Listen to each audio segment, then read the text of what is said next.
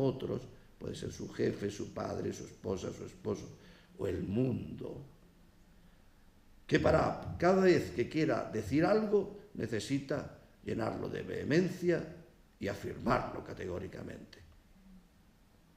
Y no se para a ver, como aquel que va a salir de viaje, de que es posible que aun cuando hayas tenido el coche parado, los neumáticos se hayan desinflado. Entonces es mejor revisarlos, porque eso es un manual de garantía lógica y saludable. Pensar un poco sobre aquello que normalmente no piensas o crees que ya piensas demasiado. Igual que los accidentes se producen curiosamente en un gran número en el trayecto conocido a casa, porque la persona se relaja, lo cual la relajación es muy buena, pero no en este caso, si disminuye el estado de atención. De la misma manera, las ideas que uno tiene sobre cómo son las cosas, cómo son las personas, cómo son las gentes, una cultura, una tradición, no te permite disfrutar como la mente esponja de absorber lo que tienes que absorber porque ya estás lleno de tu prejuicio.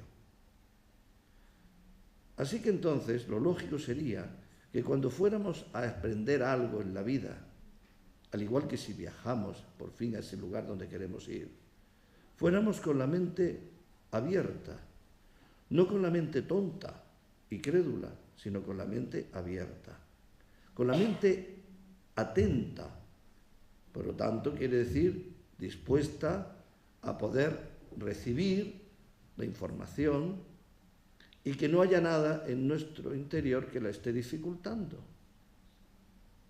El que se procese, el que después se analice y después pueda ser, no solamente en el momento en el que uno quiere tomar un juicio, sino que pueda incluso postergarse ese juicio a la luz del cómo uno vaya digiriendo lo que está recibiendo, cuando vienen otros conocimientos paralelos que vayan complementando lo que uno está aprendiendo. Esto es muy difícil para el ser humano. Por eso el ser humano, en una época como esta, en nuestro siglo XXI, que debía de ser la época donde la ciencia crea el método de no juzgues, sino comprueba, estudia, comprueba, analiza, etc., y no una vez, sino 1000. Una época donde el dogma de la afirmación categórica no debía de estar existiendo, seguimos siendo absolutamente intolerantes. Porque la intolerancia nace del credo, de lo que uno cree, de lo que uno supone, de lo que uno presupone, de lo que te han dicho, ese elemento de cognición o información que viene dado por otros según su digestión, según su experiencia.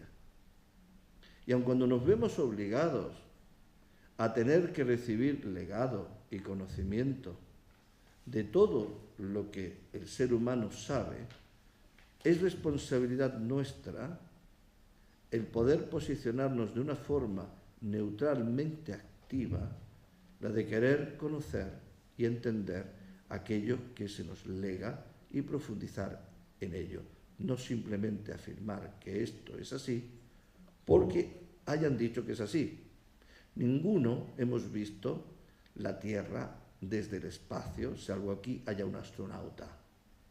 Pero afirmamos que la Tierra es redonda, porque los científicos nos afirman que la Tierra es redonda. Salvo aquellos que hayan podido ver el neutrino, sabrán lo que es el neutrino. Los demás recibimos un regalo de comprensión. Nos dicen que existe el neutrino. Luego entonces hay muchas cosas que afirmamos dogmáticamente sin darnos cuenta de que tenemos la misma actitud, aun cuando la fuente sea diferente, a la actitud de los devotos de las religiones, que afirman las cosas sin tener la vivencia de ellas. Cuando las personas me preguntan, ¿qué es Dios?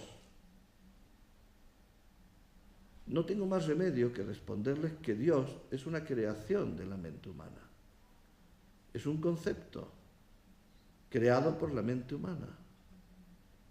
Porque todo aquello que se define como Dios dentro de todas las religiones que basan en la fe y en la creencia una idea de Dios, sea cual sea, como sea, en las religiones de ahora, cuando tengan 3000 años, o en las religiones de antes, que ya ni sabemos cuáles son. Todo eso forma parte de un paradigma del ser humano basado en una suposición, porque nadie ha visto a Dios como está viendo a su Padre. Luego entonces, lo que podemos querer entender sobre una realidad suprasensorial, si le seguimos llamando Dios, que es un término ya condenado a tener una vinculación antropomórfica con el ser humano, al igual que el paraíso, pues entonces Dios no puede ser evaluado, por ejemplo, dentro de mi tradición a la que sigo y estudio ya desde hace más de 35 años. Luego entonces, ¿de qué hablamos? Eso sería interesante, pero es otro tema. Pero esto es importante para comprender que si yo me movilizo por una creencia y no estoy en una búsqueda de atención y experimentación, luchando contra otras perturbaciones que pueden crearme, por ejemplo, ideas virtuales de aquello que yo estoy conociendo, como por ejemplo mi imaginación, si somos tan amables de subir para posicionarlo todo. Bien, gracias. Entonces, me veré sometido a mi propio autoengaño sin que nadie ni nada me quiera engañar, salvo aquellos que me quieran engañar, a los demás con los cuales colaboraré con mi fantasía. El hombre aturdido, que tiene una idea preconcebida de lo que es una serpiente en la oscuridad, entrando en una habitación, ve una serpiente donde hay una cuerda y empieza a vivir todo un estado de pánico, físicamente y mentalmente, donde hay una cuerda, pero él no la ve, ve una serpiente. Y no solamente la ve la serpiente con su color y su forma, sino con su movimiento y su especial agresión hacia ti. Esa paralización que va a tener ese hombre durante todas las horas que dure la noche, viendo cada vez por su imaginación la serpiente moverse y moverse y moverse de muchas maneras, es la tercera perturbación de la mente humana, la fantasía imaginativa, que parte también de una preconcepción. Porque del conocimiento paradigmático que hayamos tenido es como el número 1 dentro de las matemáticas. Establecemos una secuencia hasta el 9 y volvemos a repetir, en una especie de samsara, de círculo, las unidades fraccionarias del mismo 1. ¿Qué es el 2? Pues el 1 que hace una partición de sí mismo. ¿Qué es el 2? 2 unos. ¿Qué es el 3? 3 unos. Y así llegamos hasta el 9 y volvemos otra vez al 0, que es una cifra sin valor. Así que entonces volvemos otra vez a ser una secuencia. Lo mismo pasa del conocimiento erróneo, aun cuando creamos que es certero, aun cuando haya sido dado y firmado por nuestros padres y la cultura que estamos viviendo, se generan todas las demás afectaciones que culminan con la memoria. Y la memoria es la regresión continua, es como el 0 en la numeración. 1, 2, 3, 4, 5, 6, 7, 8, 9 y un virtual, el 0, el 10, que en realidad es el 1 otra vez, y un 0 invisible antes de que empezáramos a enumerar las cosas. La regresión hace que las cosas que ya no existen en el tiempo y en el espacio tomen forma. El accidente que ocurrió tal día y en tal hora y que lo vivimos físicamente y mentalmente en ese momento, toma un poder extraordinario en nuestra mente cuando lo estamos rememorando continuamente. Eso no solamente hace que aumenta en potencia el sufrimiento de lo que hay en la mente y hace que el dolor que tuvimos física y emocionalmente por el impacto de nuestros sentidos quedarse aturdidos en el accidente se convierta en sufrimiento. Por eso aprendemos en el yoga que el dolor es relativo al cuerpo y el sufrimiento es a la mente. Que el dolor no lo vamos a poder evitar porque es parte del cambio. Y el cambio en la estructura de la materia de nuestro cuerpo genera siempre una fractura entre lo que se era y lo que se va a ser o está siendo. Y eso genera dolor. Y el sufrimiento es en la mente, en la manera en la que nosotros aceptamos, vivenciamos, memorizamos, regresamos a ese posicionamiento de lo que fuimos, cómo estuvimos, lo que pasó, lo que no pasó, y lo que nos vamos inventando con la imaginación, cargando de imaginación, todo aquello de lo acontecido que después incluso ni aconteció como se vivió, pero nuestra mente está dispuesta a crear fantasmas por donde sea. Otra de nuestras perturbaciones es la palabra enfática. Es decir, el hombre, de una manera vehemente, afirma en el lenguaje lo que diríamos el pensamiento es dentro de la mente. Cuando el hombre no conoce mucho su idioma materno, sufre nudos digestivos emocionales en su mente, nudos intelectivos. Por eso es muy importante que el hombre sepa ponerle pensamientos a sus sentimientos y palabras a sus pensamientos. Si uno no sabe codificar lo que está sintiendo con la palabra adecuada, se aturulla. No solamente cuando alguien te pregunta qué piensas o qué sientes, como un adolescente cuando le piden opinión, estos de la tele por la calle, y no saben y dicen no sé, y realizan onomatopeyas. Sino que nosotros lo vivimos como un nudo emocional que no sabemos ya por dónde nos viene el dolor ni por dónde salir de ello. ¿Por qué? Porque no sabemos verbalizar nuestra situación. Y de ahí que necesitamos a alguien, por ejemplo, un mentor de la mente, le llamamos psicólogo hoy en día, que nos ayude a desentrañar o desentramar el nudo horrible gordiano de nuestras emociones confusas en nuestra comprensión de lo que estamos viviendo. Y a veces queremos negar con la palabra lo que sabemos que ha ocurrido, porque el verbalizarlo significa confirmar la afirmación de nuestro yo en ese suceso.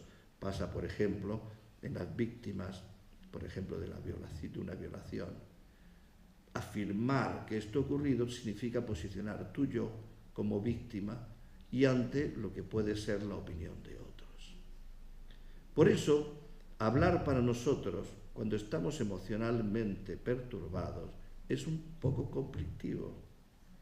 Y de ahí que nuestra palabra revela también nuestro estado de cómo es nuestra posición del ego frente a aquel que es experto en saber cómo la mente va de alguien según cómo entona, qué palabras emplea, cómo se adjetiva, subjetiva, etcétera, etcétera. Por esa razón, cuando uno mismamente quiere salir de algún estado de disminución, de minimización de su yo, usa la palabra para falsear una realidad de lo que uno es.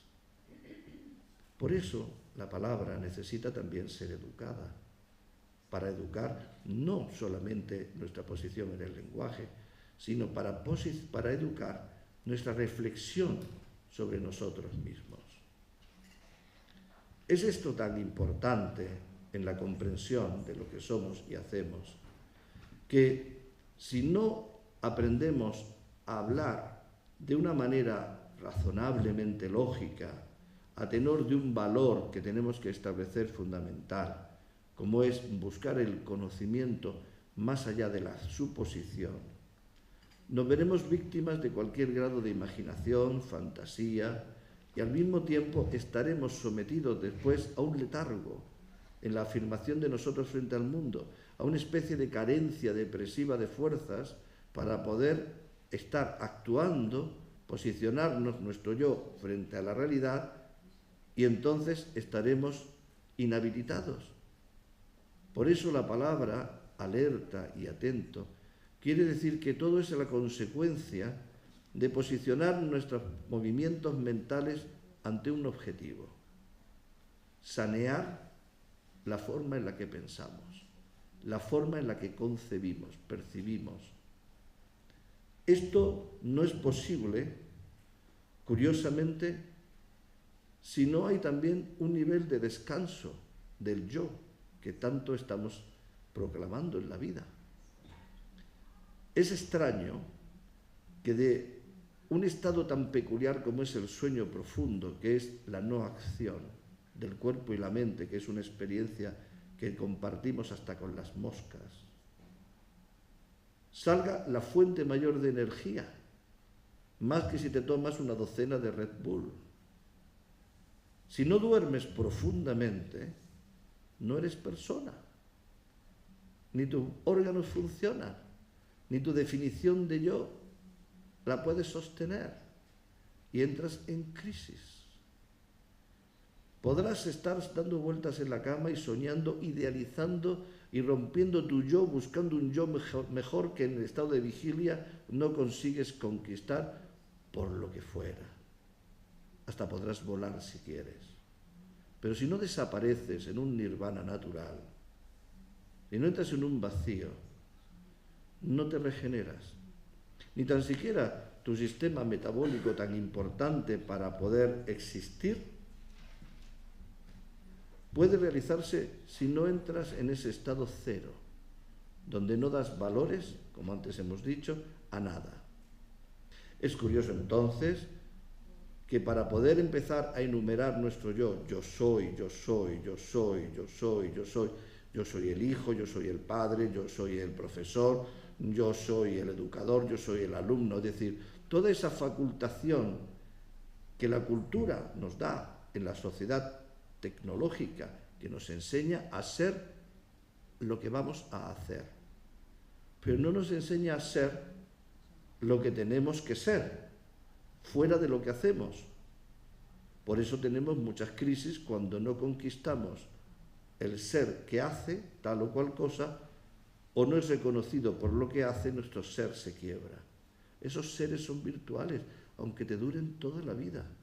Y cada día te encuentras con una reválida de la verdad, del nirvana, de que si no te invitas a ti mismo y te permites ser nada,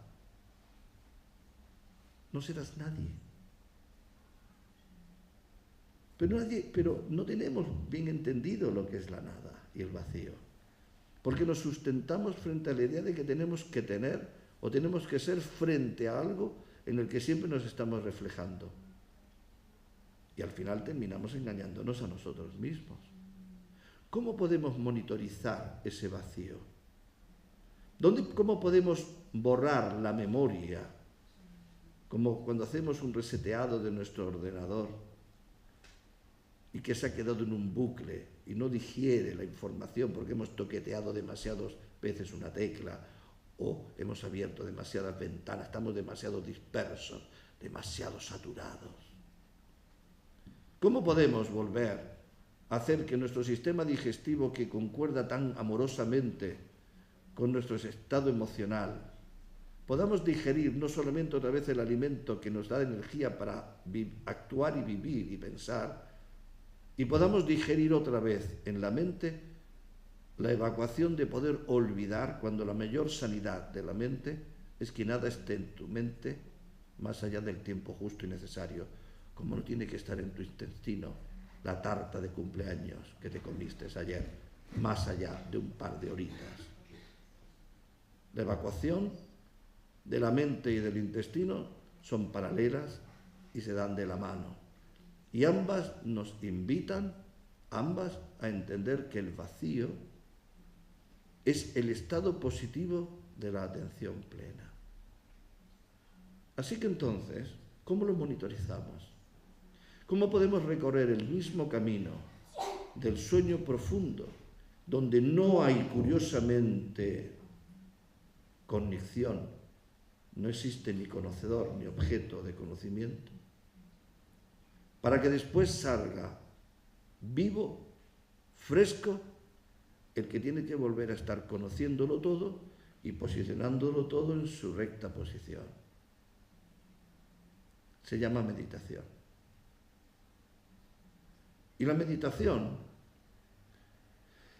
que puede ser dirigida hacia muchos objetivos, tiene incluso la meditación trascendental, que es la que emplearían las personas religiosas, como por ejemplo yo, que soy un profesional de la religiosidad, soy un monje, soy un dedicado, como un profesor o un científico es dedicado a su ciencia. Tiene como base siempre un inicio que es sanear el cuerpo y la mente, barrer, purificar lo que haya en el cuerpo y la mente hasta llegar a contactar con la conciencia. Ya recuerdo que antes hemos dicho que no nos vamos a referir como alma. Para eso, entonces, tiene que utilizar algo que parece muy tópico, pero que no es nada fácil, que es la relajación. La primera partícula de la meditación es la relajación. Y la relajación es dejar de ser lo que estabas siendo, como ese descanso tan maravilloso que tiene el actor, que deja de ser Otelo en esta endiablada obra donde vive tantos celos y tanto sufrimiento. Para la obra, se quita la máscara, respira y vuelve a ser el actor, un estado neutro.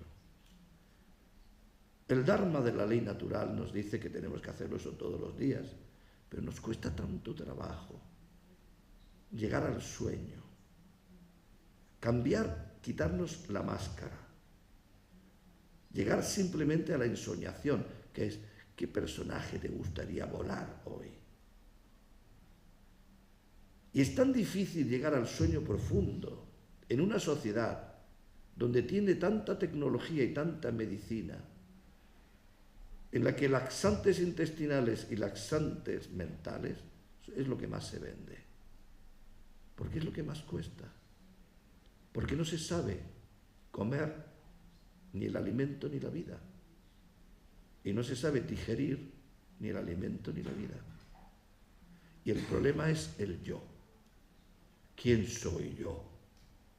Y como mi yo está interpretado y unido a tantos sois, soy esto y soy aquello, que voy multiplicando como una especie de partogénesis loca mi yoidad, al final, ¿dónde me reintegro?